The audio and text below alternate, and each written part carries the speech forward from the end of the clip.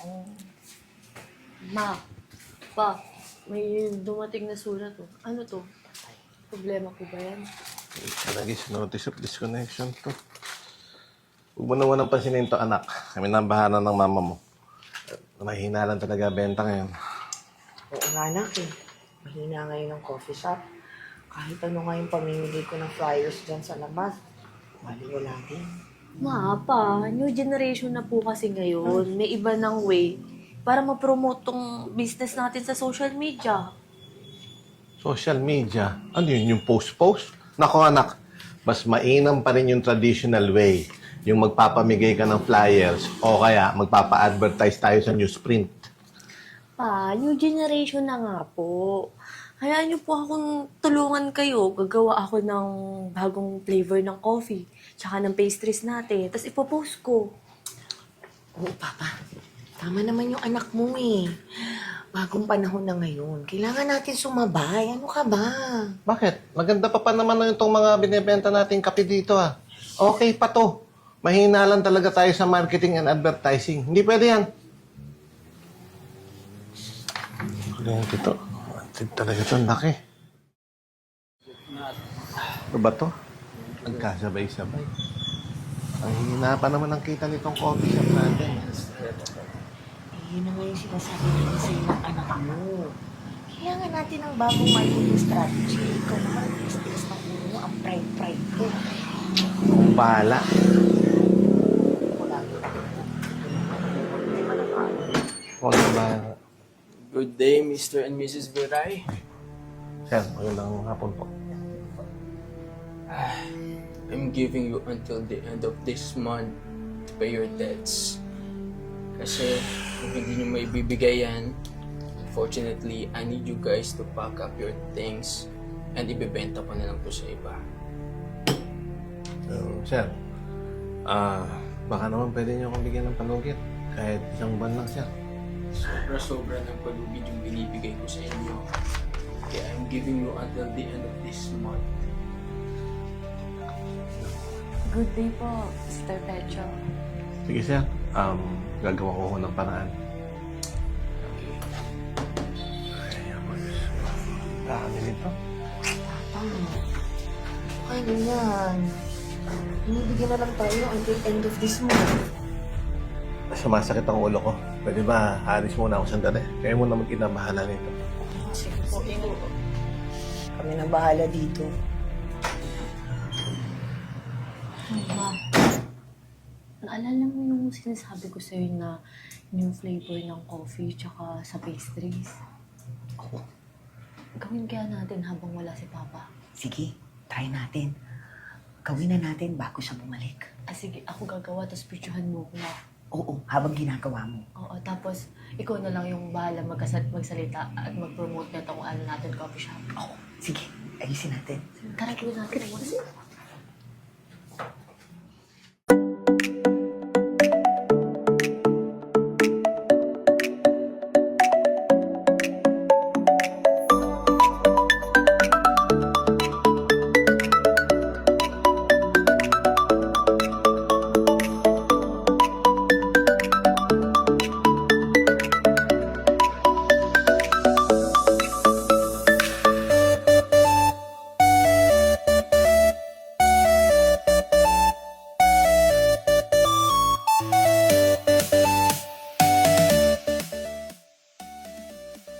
Nak, tapos na ba? Umi, tapos na itong tikman mo. Video kita, ha? Ikaw muna, tikman natin muna. Ha? Game. Video kita. Nak, ang sarap. Oh, sarap ng bento mo. Teka, sige. Dali. Papakita natin to, ha? Tapos mag-video tayo. Sasabihin ko. Okay. Hi, everybody. Come and visit us here in Friendship Cafe. We have a new product, Biscoff, Prof? Ano ba ito na? Prof, no. Oh, Biscoff, Prof, and napakasarap po nito. Try nyo to. Punta kayo dito sa amin sa Friendship Cafe. Ano yan? Ay, Ano yung pinaggagawa nyo? ano pa? Ang sarap. Bagong gawa ng anak mo na product dito sa atin. Tapos, binidyohan niya ako para ipopost namin sa social media. Invite namin sila dito sa Friendship Cafe namin. Oo, Papa. Try mo. Tapos, post ko sa social media. Anong post? Lalo nyo lang pinapahiya itong ating coffee shop eh. Baka mamaya, mas mawalan pa tayo ng customer. Hindi ba sinabi ko na sa inyo? Mas okay pa din yung traditional way. Pumunta na ako sa printing press kanina. Tapos, nagpa-print na ako ng mga flyers. Tigilan nyo yan kung ayaw nyo malintikan sa akin. Pero, ano, mali mo, dahil sa pagpopromote natin ito, makatulong pa kami sa'yo sa pagbayad dito sa renta. Kaya nga po. Tatry lang naman eh. Tapusin ko to i-edit, tapos ipopost ko. Sinabi ko, hindi. Sinabi ko sa inyo, ako masusunod dito. Ako yung lalaki, kaya ako dapat ang masunod dito. Pero... Wala nang pero!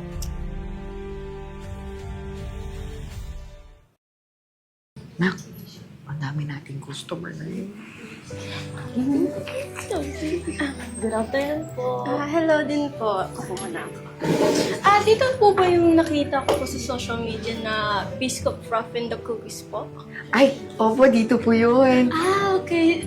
Kaya din po ba nasa video po? Kasi familiar po yung face niyo po eh. Naku, Mami, famous ka na. Uy, agad talaga anak, hindi naman.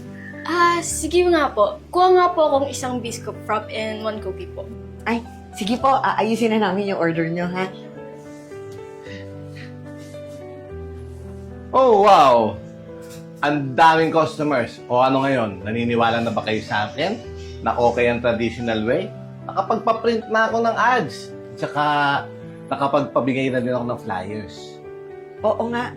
Sige pa, aayusin muna namin yung mga orders ng ibang customers, ha? Daming customers. Ayos. Thank you sa inyo ha, sa pagpunta nyo. Salamat sa inyo. Thank you.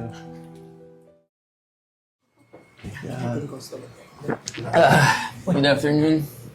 Magandang hapon sa inyo, Mr. Pecho.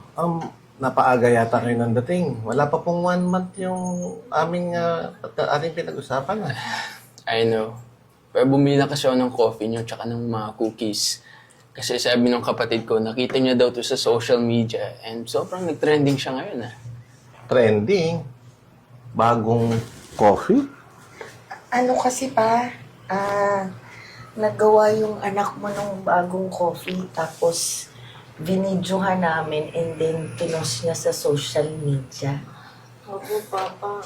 Sorry po kung hindi po namin kayo sinunod ni Mama. No. Pero paano nag-trending yun? Kasi Papa, hindi lang naman sa social media ko pinost eh. Pati din sa mga delivery apps. Kaya ngayon, meron na rin tayong delivery. Galing nyo talaga. Galing mo talaga, anak. Naku, salamat sa inyo ng mama mo, ha?